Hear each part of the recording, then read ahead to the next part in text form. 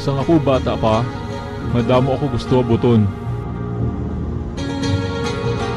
Gusto ko maging soldado. Maisog kagula na harlokmas kinanuman ang sudlan.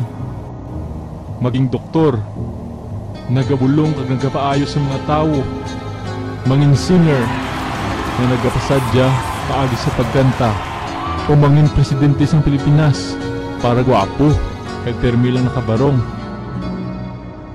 Wala ko gid na ibaluan nga ang dalan nga laktan ko sa akong pagdako. Lain gid sa handom ko nga propesyon halin sang bata pa ako. Ang kadampig ko sa akong pangabuhi subong, hindi pusil, hindi stethoscope, hindi mikropono, kag hindi ang Malacañang, kundi ang Biblia kag pulpito.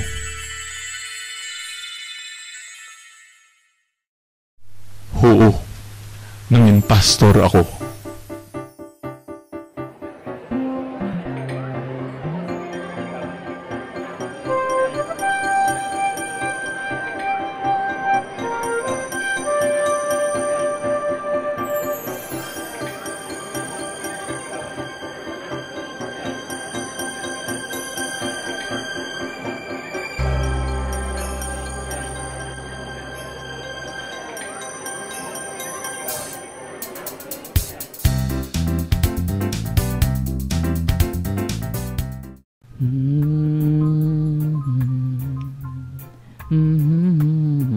Oy, pastor. Oh, Ari ka di gali? uy, Pastor Manuel, ikaw gali. Updi na lang ko diyo. Sige daw nami gani mga pikay. Grabe tong ulan sa gwa. Tugnaw sang timpo. Gani man, tsakto ka gida. Ano daw, barang leg man? Ha? Aw, ang wali ko para sa Domingo Uy, sa Domingo po to gani. Grabe ba? Ati sige Padayunan na daw, obra mo mga pemang ko diya.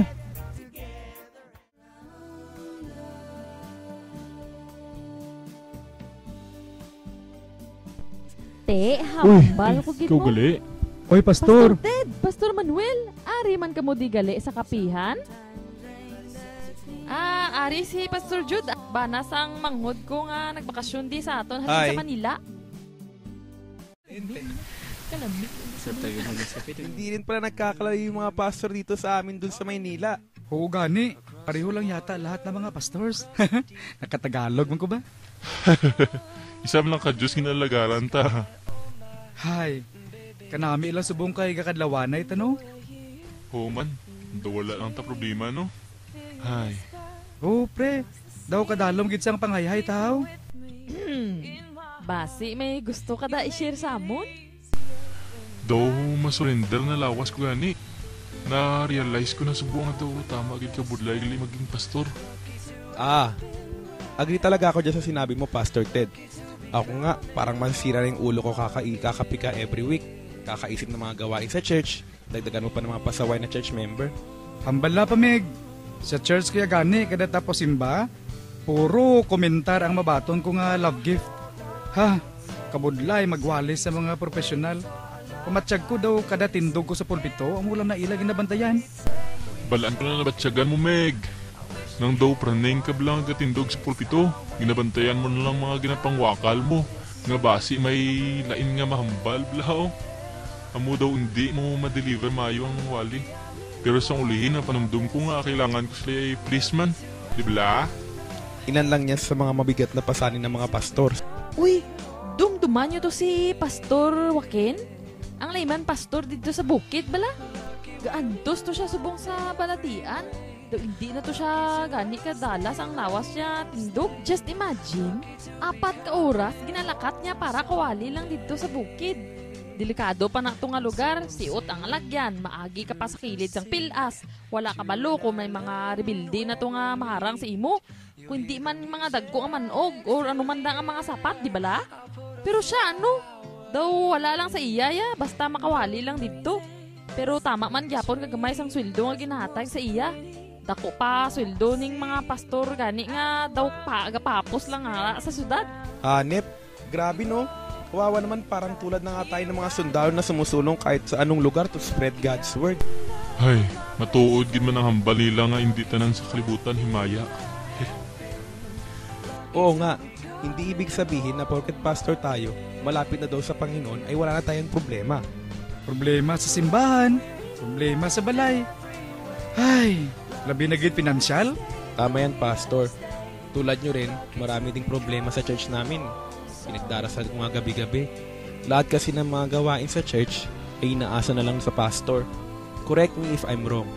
Pero diba, kaya tayo nag-e-elect ng mga deacons at officers para maging katulong ng pastor, diba? Gusto.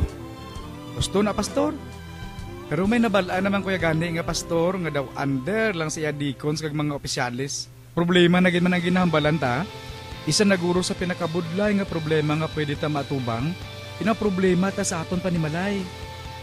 May iban na nga mga pastor nga sa sobra kat dedikar sa simbahan, napabayaan na ila asawa kag kabataan. Di kalabanan nga nagakatabo, hindi na mag-insindihanay kag permi na gainaway sa sulod balay, tungod sa mga hibubunot sa isa kag isa. And then there are also pastors who struggle with their kids. Parang trend na ngayon yung mga anak ng mga pastors. Problema talaga ang eskwela. Meron nga akong kilala na yung anak 10 years na sa college. Bumayo man o, nakapautwas magkita sa mga problema ta. Di sino pa manabi magbuliganay. Ay, speaking of bullying, Pastor Ted, salamat gali sa pagpahula mo sang projector, ha? Baw, daw gapuros man to last time mga young people namon pangita projector daw. Nami gito daan presentation nila, ang balila kuno. Subong nga tuig para mas portahan ila multimedia ministry. Ang project sang church namon, projector kag generator na lang. Baw, oo. Grabe man daan brown out sa syudad. Ti mayog na ang project niyo manainits Baw, sosyal. Di sa sunod magwali ka di pa projector ka na no? Pautani lang ba? Uy, Jude. Oh Jude, no. nano ka? Atin hits, bad news. Si Ella daw po isinugod sa ospital kasi nabundol po ng taxi. Ay, ti. Kadto na lang tatubi. Sige po, sige po. O kaluluoy, manang akon nga hinablos. Una na lang gid kami. Ay, salamat gid sa kape Salamat gid Ay, naku.